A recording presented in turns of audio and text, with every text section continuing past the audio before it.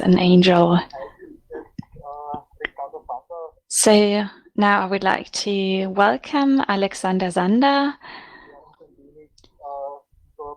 He will talk about public money, public code, and other relevant topics and important topics.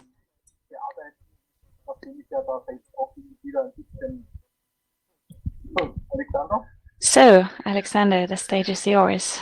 Thanks. Well, it's Friday evening, so I hope you still have the strength necessary to listen to this last talk. I would like to talk about my campaign, but also about our role in the coronavirus crisis, and I would like to talk about the EU strategy that was released just recently. And I'm also looking forward to your questions and looking forward to answering them. But you can also contact me by email or on social media, because I'm not disappearing off the edge of the world tonight, even though I'm not on Big Blue Button. My organization, FSFE, is an NGO that helps people use technology. And I have a comic explanation of what we're doing. I think you all know chains of commands, and the ominous button you need to press. But if you don't know what the red button does, it's difficult for you to be aware of the implications, for example, if what the button does. So transparency is very important for free software, but there are other things that are important for free software. There are 4 key areas of free software, and that means that it's free to use, free to understand, free to spread, and free to enhance. So those 4 freedoms are very important.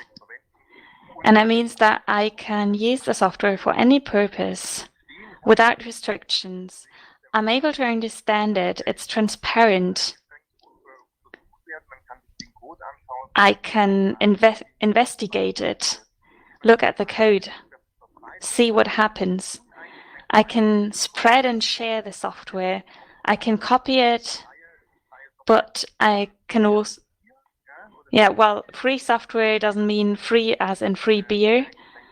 It means that you can spread it and you can also earn money with it, as many companies already do.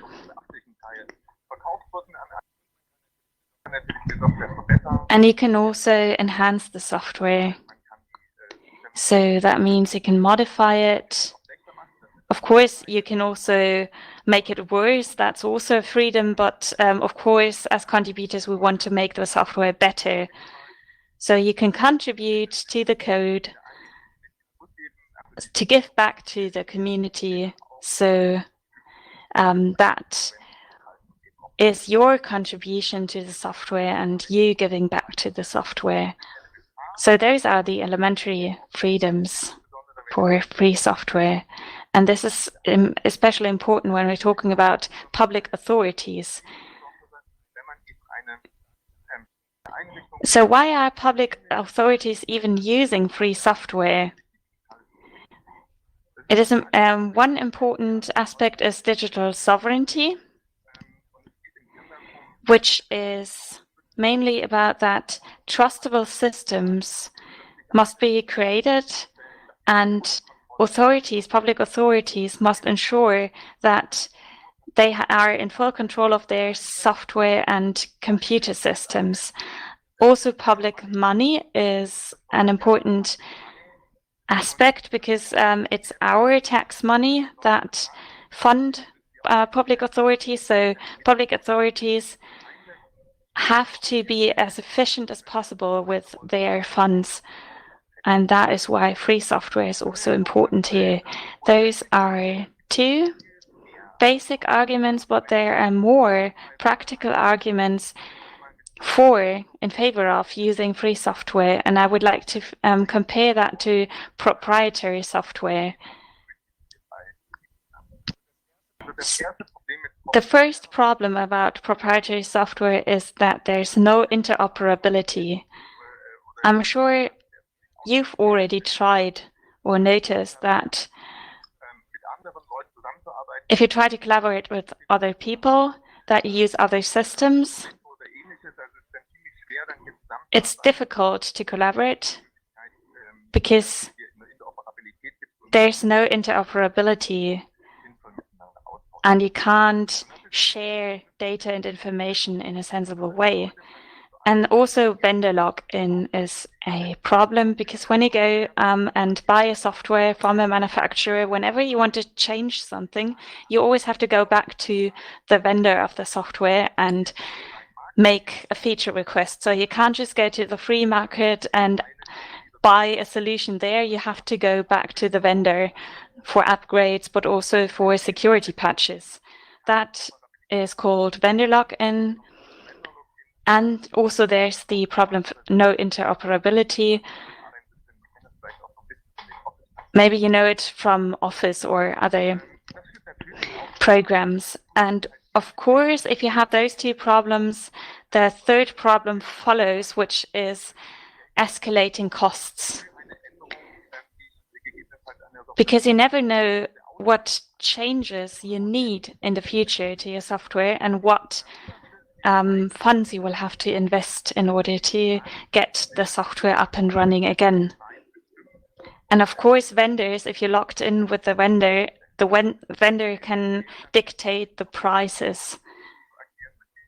So vendor lock-in makes it difficult to maintain the principle of a free market.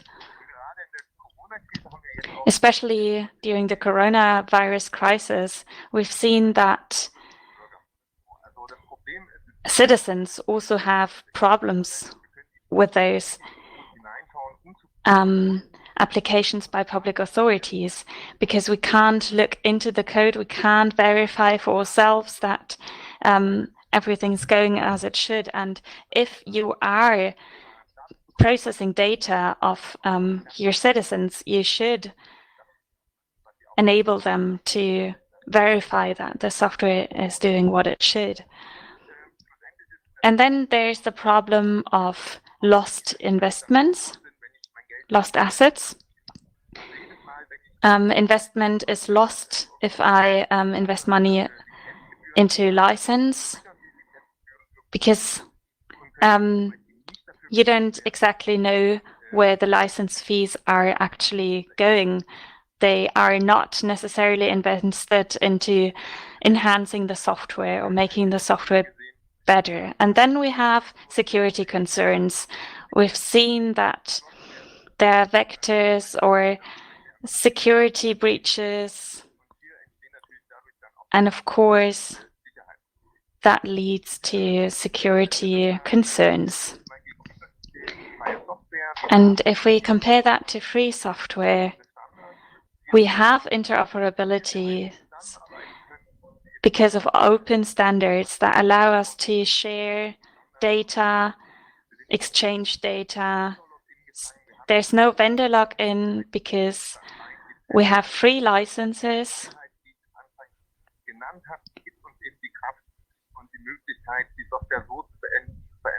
I mentioned the 4 freedoms, and that means that we can adapt the software as needed and use it as needed. And also we can lower costs by collaborating, especially for states and administrations. This would be very interesting because many authorities have the same requirements. Cities, for example, all have more or less the same requirements, and collaborating and on lowering costs is a very sensible option. So you don't have to buy your software alone.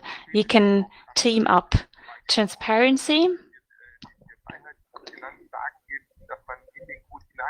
means that you can look into the code. And that means acceptance, because you can verify the code. Another interesting aspect is local partners can be better integrated into developing the software. IT companies from around the corner can be used instead of large manufacturers that are not even in the same country. And we also have verifiable code, which also ensures security. When we can have a look at the code and actively change it, we can close security gaps quickly and efficiently without having to go back to the provider of the software and ask if they will help. We can just do it ourselves. And this is why free software is a very good idea, not only for public authorities, but also for companies or private users.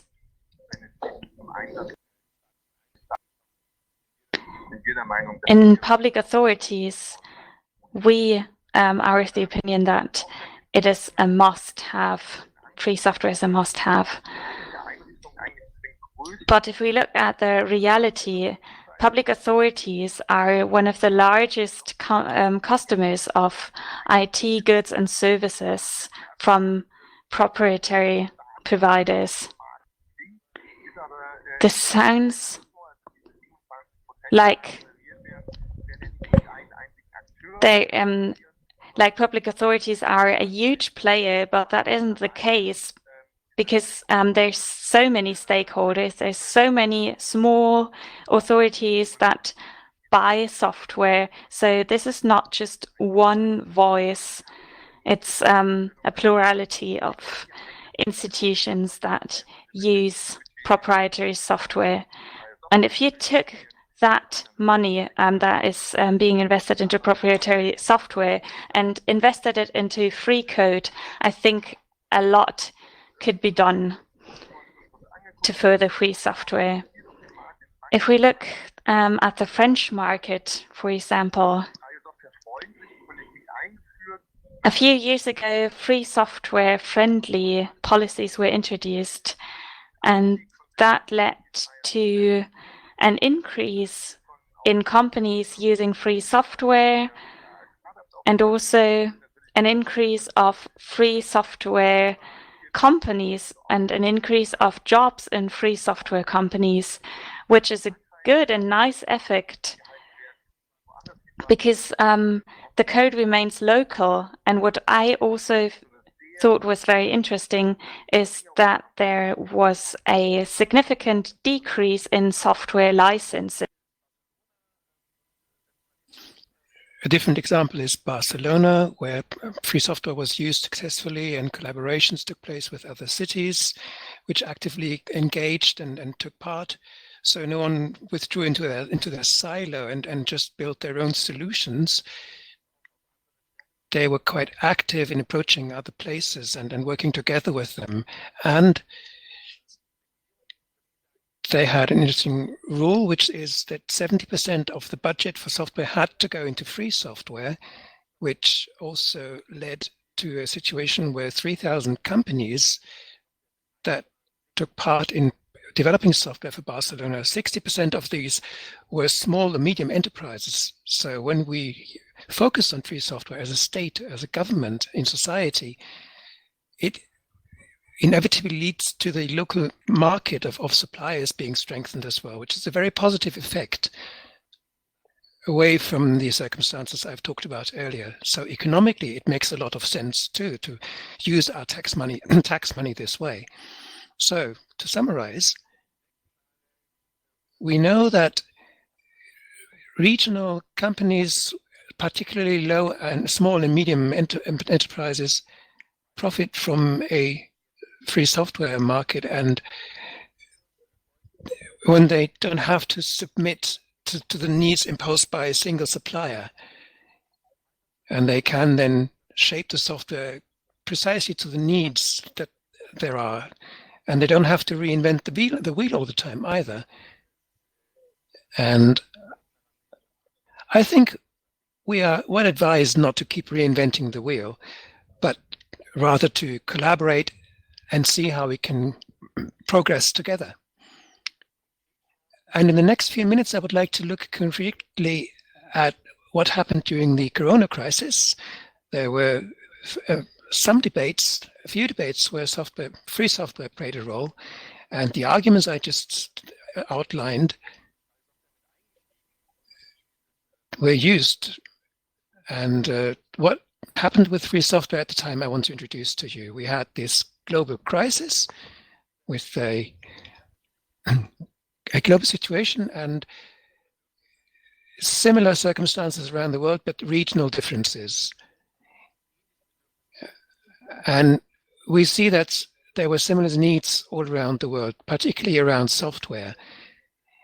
And the applications that were needed were quite similar, not too specific around the world. Think of home office, remote working, and that happened to public authorities as well. They had to consider how they can organize their telephone conferences and whatever. And the same happened to universities and similar institutions. Experiences were quite the same. And of course, then there was the big issue of tracing apps. That was the debate in the last few months, which was intense. And we looked at that and got involved with our arguments, saying that interoperability was crucial across borders too, and that it was important not to withdraw into our own silos where we couldn't share with anyone. So particularly now, we need the independence that is provided by free licenses to enable cooperation and find a global answer to the global crisis rather than just being in our own silos. And in particular with the tracing apps, we've seen that transparency was created through free interfaces, which is a good example why it's so important when state actors get involved that transparency should be exercised. And another positive thing was that we didn't have people just building software, but all stakeholders could be brought together and develop a great software together. It was possible not just to talk to stakeholders, but everyone important in the crisis with their individual needs. And they could all take part in the debate how the software should be shaped. So we see free software is a great solution if there is a global crisis, and we need software for that. Of course, there are other needs as well, many others, but I'll focus on software for the time being. And very concretely, I would like to look at the tracing apps because it was quite important to see how the debate went. Quite at the beginning of the crisis, the idea came about that there should be tracing apps and contacts should be traced. And people identified that perhaps had been infected or had infected themselves with the virus. And we got involved and said, if there are to be such apps, it's important that 3 conditions should be met. First, the use should be voluntary. Second, basic rights should be respected. And third, it should be free software in order to verify whether basic rights are respected. There were various debates about different approaches that should be taken, where the data should be stored and so on. And that's only possible to verify if I have free software and can look into the code and inspect whether the software actually does what it promises to do. And with these 3 requirements, we got involved in the debate quite early. I think it was the Austrian Red Cross where that first put those requirements forwards. The Germans followed a few weeks later. And I think it was very important that we got involved early on and insisted that free software should be used. in Austria, many NGOs had similar demands. They went a bit further and wanted to be able to verify the code. Epicenter.works, I think, got involved. And many other states saw similar debates. So almost across Europe, the result was agreed that this app should be published as free software and no insular, isolated solutions, proprietary solutions should be used. And that was interesting because it was interesting to see how our arguments were heard at a high level, even at the World Health Organization.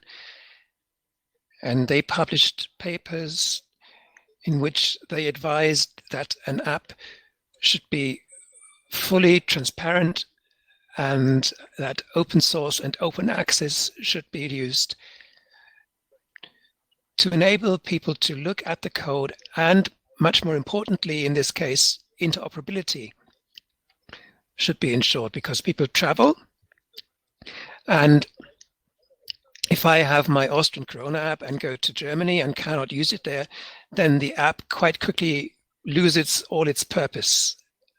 And if we are in a construct as the European Union, where you have states that are closely together, it makes sense to build an app in a way that the apps can talk to each other. And the EU understood that pretty early. They had this e-health network, a network of the member states and their health commissions. And as early as April, they made a quite clear statement saying that member states should follow the recommendation that source code should be openly published and the specs as well to maximize reuse, which is interesting for states that maybe hadn't developed an app yet and that may have other problems, so that some findings from other countries could be used and further developed. Then interoperability was focused so that across borders, it was possible to work together, not just the use of the app, but also when we as people move about, that the app should be able to talk to each other. And what was very interesting was that it was said that security was decisive here. So when we have free software, we also have a way of making that software fairly secure. So we were quite well heard with all this, and we were quite broadly heard and responded to. The EU Commission, the European Commission, a few weeks ago, or months, I should perhaps say, at the end of the summer, they had the implementing decision where the recommendations from the e-health network were taken and put into a more concrete position. The arguments were repeated. Interoperability was stressed, because at some point, of course, you would have to reopen the borders. And it was important that the German Corona warning app could communicate with the Austrian one and the Spanish one, and data could be exchanged. And not every time I travel somewhere, I would have to download a separate app whose language I may probably not understand, and maybe it would be harder to find for a foreign visitor. So interoperability was a large issue in this debate, and the tracing apps followed the recommendations of the e-health network with the arguments I've just outlined. And meanwhile, they had a test run. The Commission brought countries together and tested for interoperability, and it worked pretty well. There were a few problems with France, who have a more central approach for their storing of the data. So the debate ran into problems there, but in most countries, they opted for free software and a decentralized storage of the data. And that ensured that it was quite easy for the apps to talk to each other. And what we've also seen, that hackathons were organized, a huge number of them by companies as well as state actors. the member states had hackathons, regional, local, and so on and so forth, many events, and we kept saying it's important here that the results of these hackathons would be published as free software too. And well, we had medium success there, I could say. Our promoting these arguments, for example, the global hack, it didn't work to get the results published as free software. It wasn't a requirement at this event, but there was a We Against Virus, We versus Virus, I think, hackathon in Germany. That was one where the results were published as free software. And there we see that it's important to keep involving ourselves in the debates and make people aware and keep repeating the arguments in order to be successful. You can use the WHO papers for that, or the ones by the European Commission. And it's important to involve ourselves again and again and say that we need free software, because it's not just about us, it's about a global crisis. And there may be countries that urgently need this kind of software and that have to be able to exchange the results. Okay, there's a slide that probably doesn't seem to be quite working, but what I found interesting was that our community helped with a wiki site that quite early on collected what free software solutions already existed. For example, for remote working, home office solutions, software that we could use well, that were tested. This is a living document. So if you want to contribute further, you are very much encouraged to do that. And get yourself involved in the wiki or write an email. That was a great thing, I thought, to see our community helping out there to collect these solutions. And of course, many, as you will have noticed, I think, early on in the crisis, when home office was the motto, many people put solutions together quickly without really thinking what the consequences would be. And maybe some dependencies were created to certain providers, and that is why I'm quite proud of the way that our community reacted quite swiftly and strongly, and you can take a look. And what I would also like to point to is that even before Corona, of course, free software existed in the health sector. There is the health project, the Freedom and Equity in Healthcare, GNU Health, and there's a podcast which had an episode about this with Louis Falcon and Axel Braun. And we talked about which solutions already existed. We had hospitals getting involved. So if you want to take a look at that, free software, even before Corona in the health sector, you are encouraged to listen to that podcast. Yes. Also important to say, long before this crisis, we already put effort on many levels with many supporters, and maybe even some of you, into having free software in administration. And the coronavirus crisis made it clear that it's more important than ever to use free software in the public domain. This is why we have our Public Money, Public Code campaign, which is celebrating its third birthday soon, and we are demanding from public authorities, whenever they are putting money into code, that this code should be public and should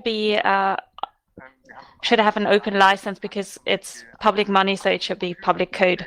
We also made a brochure that has administrations and decision makers as its target audience. And this is also about which companies will get the commission from the public authority. And this brochure helped us formulate our arguments and make our arguments heard in the coronavirus crisis debate. And we have more than 180 supporting organizations. And if you're not seeing your organization on the slide right now, I would like to ask you to sign our petitions. You can also sign as an individual. So if you're not part of this just yet, go to publiccode.eu, sign the petition, get organizations on board, and we're happy that some authorities have already signed our petitions, such as administrations from Sweden, from Spain, such as the city administration of Barcelona. So if you are in contact with authorities, or if you even work for an authority, we would be happy if you would get in touch with us. Maybe we can also win people or organizations from Austria in the wake of PW20. So reach out. We'll be happy to hear from you.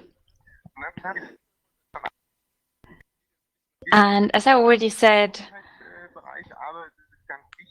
well, now leaving the health topic, the EU Commission on 21st of October, that was 9 days ago, published its open source strategy. So the EU gave themselves an open source strategy, and I would like to use the last few minutes to introduce that strategy to you. It's a little bit off topic, but it's very relevant right now. As I already showed with the tracing apps, we actually wanted more than we got, but we recognize that this paper is a step in the right direction. However, the paper starts with words like, it's very important to have open software and all that, but it still goes on with gaps and holes. So I would like to talk about that. What phrasing which I find interesting was that we need administrations that can compete worldwide, which I thought was interesting. Open thinking was deemed essential, but still they talk about an inner source approach. And the goal was formulated to have an open source program office, which would regulate and coordinate the activities of the EU in regards of open source. That sounds good, but if you have a closer look at the paper, there are many loopholes, which is bad, which is sad actually. The paper says that we will use more open software whenever it makes sense. And if you're reading that, it raises the question, well, what does practicability mean in that sense? What does useful mean? Who decides where open source software is useful or practicable? It's a bit strange that the paper doesn't state where this decision is taking, and it also doesn't state where citizens can participate. Other strange formulations is wherever useful, the Commission will share the source code with other projects. Again, we have this criterion of useful, and it is never defined when this would be the case. And in the end, the Commission also says that they want to keep their options open. So essentially, that means that proprietary software will still be used. And the Commission also says that if there's a good enough reason to use proprietary software, free software shouldn't be used.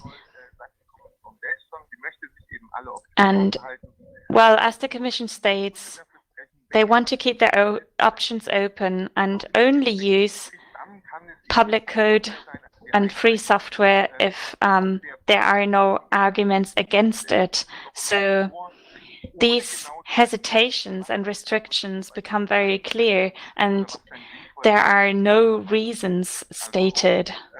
So this document is full of loopholes, and the only concrete terms that we can read from this is that this open source program office to coordinate activities will be created, but the paper already says that it's a small office. It's supposed to be a small office, so there's no fixed budget, nothing. There isn't really a strategy. So, well, it sounds like a compromise. It sounds like this is going to be a little thing that won't create much noise. So we don't have concrete action and evaluable action taken by the Commission. So we won't be able to know whether this step will take place.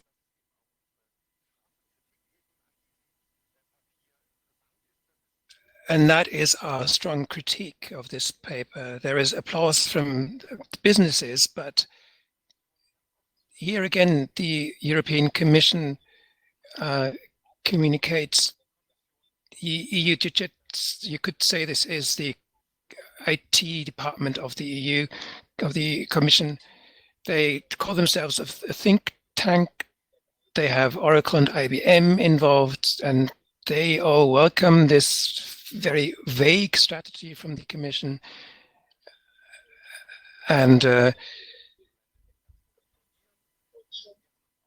that leads, of course, to a lot of applause from businesses, but we put in a critical statement which hasn't been really responded to yet, which we very much regret. Instead, the Commission holds talks.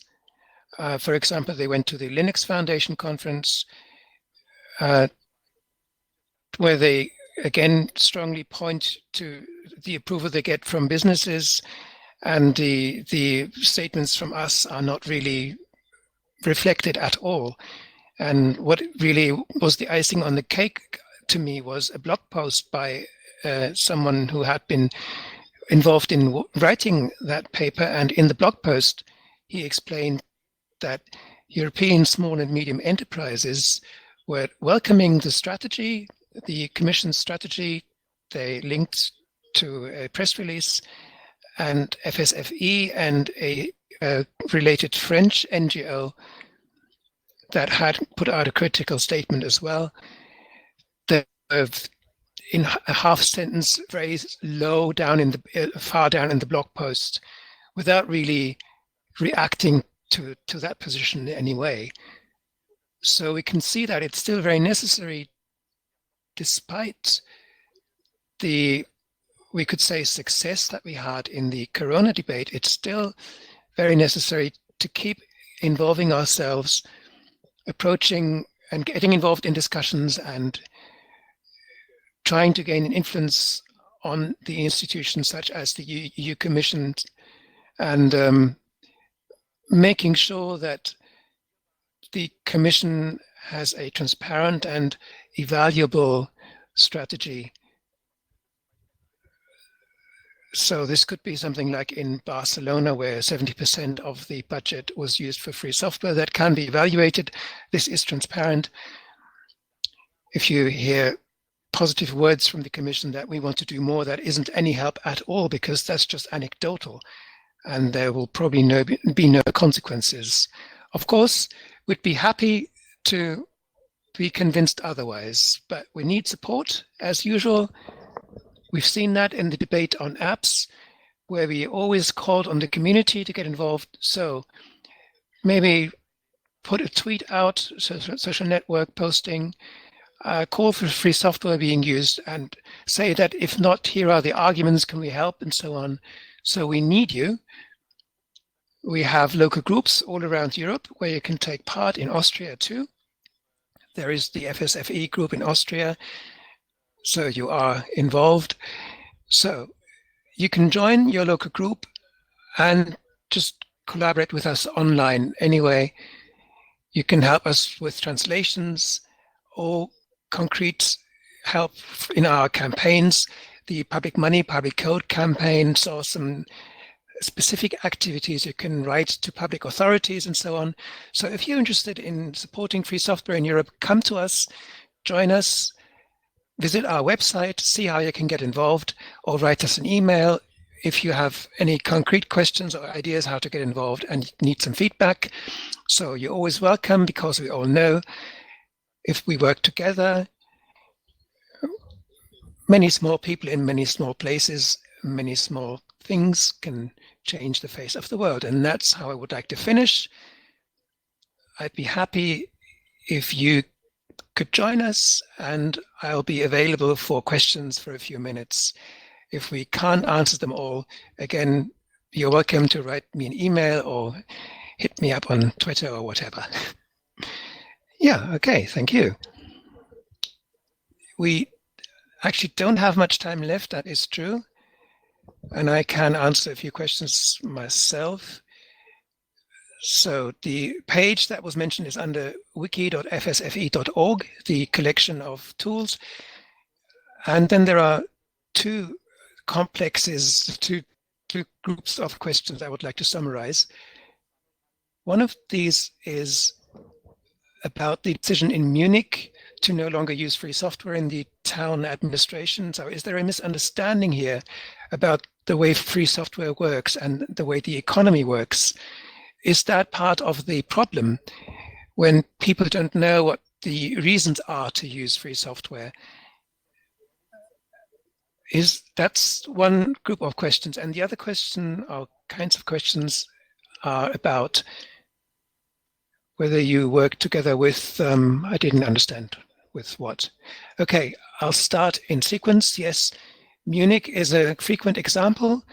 You mustn't forget that the elections changed things there, local elections that caused the torpedoing of the projects. And there are activists, of course, that put in arguments, financial arguments mostly, to displace free software. But that's all quite often short-term thinking, because it's very hard to calculate how costs develop as soon as you're in this kind of vendor lock-in and can't get out again.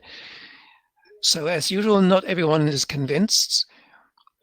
And as I said, if you have a company headquarters in Munich, such as the case was with Microsoft in Munich, that is a problem. And the case in Munich is that we have a new town government that pretty recently had a new initiative which was very innovative. And they said that, just as the Commission did, if there are good reasons not to use free software, then that could well be possible. You could then use a proprietary application, but you then have to explain publicly and discuss the reasons in public. That I thought was quite a good approach, which makes things clearer and isn't as nebulous as the Commission paper. So people that want to work in a certain area cannot just go to a company and make a backroom deal. They have to be open about the decision making. And our impression is that it's about the individual people involved, and that is something that we need to focus on. So strengthen community. We had a platform, Palim Palim, that was quickly instigated in the Corona crisis that was based on Jitsi, and that, I think, are the kinds of partners that we can work with. People that have a certain understanding about free software, where people are interested in getting involved with free software. And now that is the approach that is attractive, and that is how we can strengthen the exchange with other authorities and show them that pretty basically you can see, using the keyword of digital sovereignty as well, that free software, at least in the debates, keeps occurring, and public authorities do move that way and realize what advantages free software has. But of course, things are moving slowly. We've been in the public money, public code campaign for 3 years, and I'm not sure, I don't think we will be able to finish it fairly soon. And that is why we want your help. And that's why we want the breadth that the community can bring. We have the links to the prototype fund. Our president is in the jury there. That is another great project, great initiative, however you want to call it.